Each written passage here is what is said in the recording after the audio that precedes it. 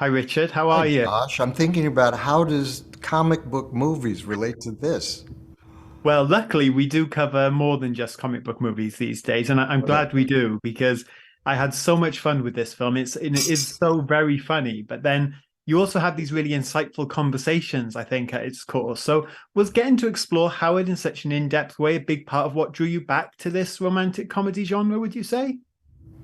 Yeah, I don't know if it was the genre, but it was, as I've been saying today, during COVID, it just became too difficult to work. The protocols of the proximity to people and even the other actors and masks, and it just was. So I didn't work for 3 years. And then things loosened up, and there was this script, and it was, I think we're all kind of shell shocked from COVID, and I think that a script that was genuinely funny like this, and I said to myself, if this is an ensemble of really terrific actors, we could have a good time with this. And there's enough depth to it that I think, good actors can bring the extra to it that makes it more than television. Yeah, absolutely. And what someone who really stood out to me alongside you, obviously William H. Macy and Howard, he's going through a lot. He's not a bad guy, but Sam, he just seems so nice. So how was it having a character like that and having William as a love rival of sorts in this film? Well, Bill is terrific. I mean, he's this is what he has perfected in his career, is doing this kind of thing. It's funny and deep at the same time. And Bill can play anything, but he's incredible playing these characters that are kind of bewildered by the world and and can't quite find their place. And he's almost a Chaplin-esque kind of character.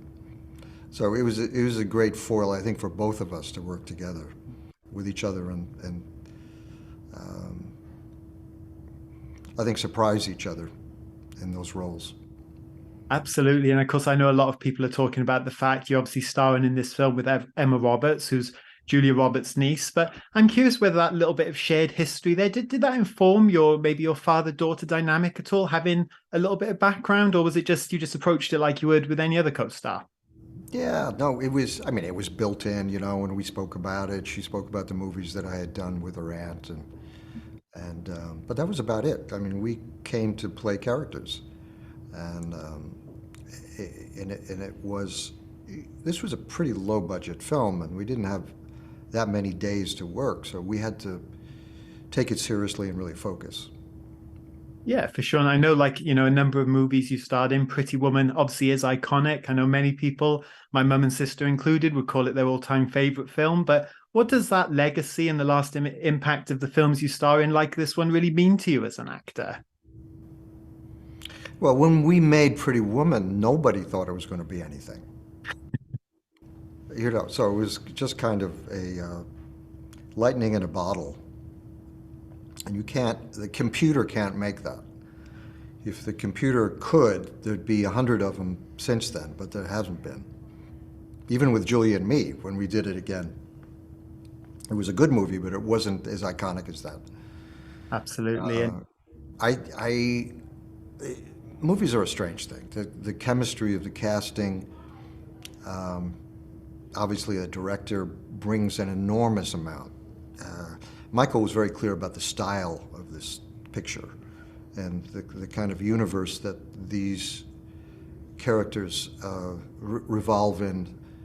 Uh, it's a peculiar place to be because you want it to be real and recognizable as the human condition, but it's got to vibrate on the upper edges of reality. At the same time, it's connected to some real truths underneath it. So I think that was the trick for all of us, is to keep both those things in balance. yeah, but it came together perfectly. And of course, your co-star, Susan Sarandon, she's going to be the main villain in DC Comics' Blue Beetle movie. And you mentioned comic book Oh, movies. really? Yeah. So would that superhero genre interest you at all as an actor, or do you not really gravitate towards those effects heavy films, would you say? It would depend on the quality. You know, if they're formulas, I'm probably not interested. But if there's something quirky and unexpected and doesn't just end up with a big fight at the end of the movie, which they all do, uh, it might be of interest to me. Sure. Oh, well, I'd love to see it. But more importantly, I hope people check out this film because, as I said, had such a great time and I loved seeing you in it. So thank you so much for your time today, Richard. It's been Thank a real you. pleasure. You're very kind. Thank you.